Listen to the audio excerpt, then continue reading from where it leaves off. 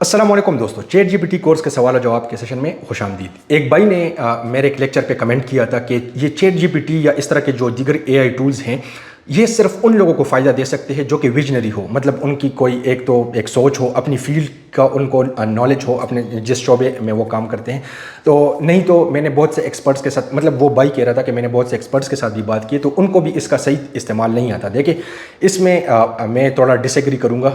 मुत्तफिक नहीं हूँ इस भाई के साथ। उसकी वजह यह है कि अगर कोई एक्सपर्ट इस चीज़ से फ़ायदा नहीं उठा पा रहा तो इसका मतलब ये कि उसको इसके सही तरीके इस्तेमाल का नहीं पता। और ये जो मेरा कोर्स चल रहा है तो इसमें अगर आप देखें तो बुनियादी कुछ लेक्चर्स मैंने सिर्फ प्रॉम्प्ट पर लगाए हैं और अभी